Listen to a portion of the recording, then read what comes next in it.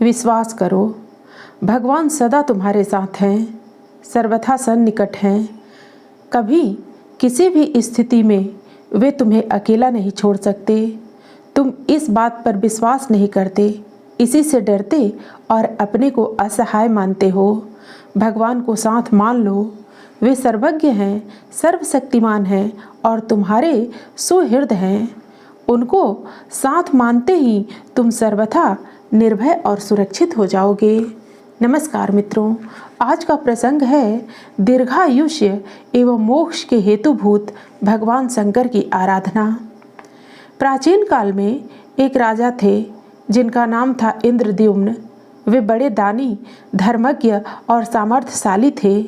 धनार्थियों को वे सहस्र स्वर्ण मुद्राओं से कम दान नहीं देते थे। उनके राज्य में सभी एकादशी के दिन उपवास करते थे।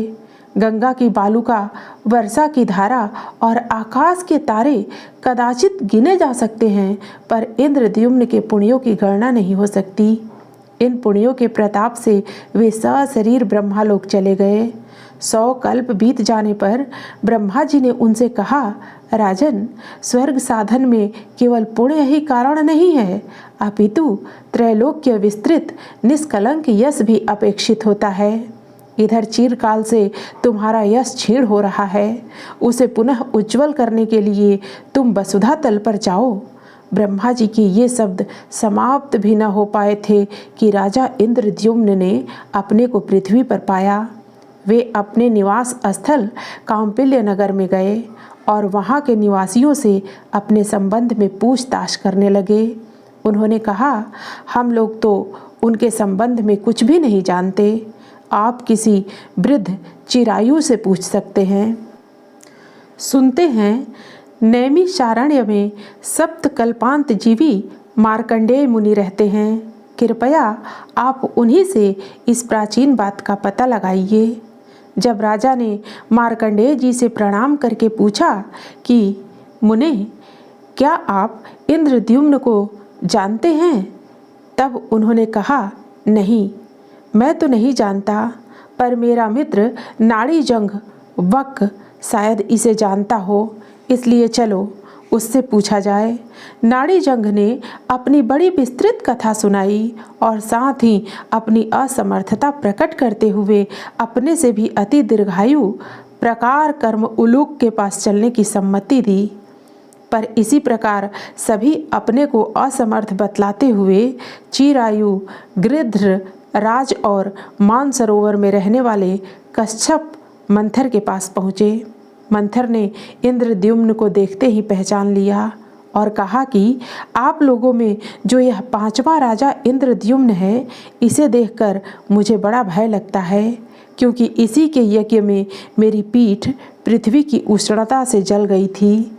अब राजा की कीर्ति तो प्रतिष्ठित हो गई, पर उसने क्षयिष्णु स्वर्ग में जाना ठीक न समझा और मोक्ष की साधना की जिज्ञासा की।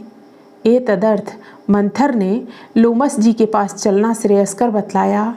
लोमस जी के पास पहुंचकर यथाविधि प्रणाम आदि करने के पश्चात मंथर ने निवेदन किया कि इंद्रद्युम्न कुछ प्रश्न करना चाहते हैं।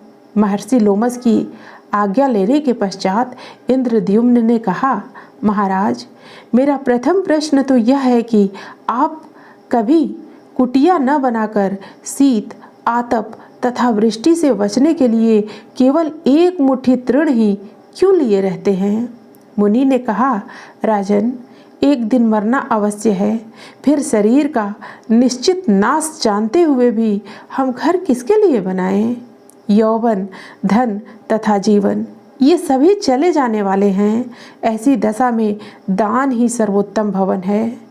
इंद्रद्युम्न ने पूछा, मुने, यह आयु आपको दान के परिणाम में मिली है अथवा तपस्या के प्रभाव से? मैं यह जानना चाहता हूँ। लोमस जी ने कहा, राजन, मैं पूर्व काल में एक दरिद्र शूद्र था। एक दिन दोपहर के समय जल के भीतर मैंने एक बहुत बड़ा शिवलिंग देखा। भूख से मेरे प्राण सूखे जा रहे थे।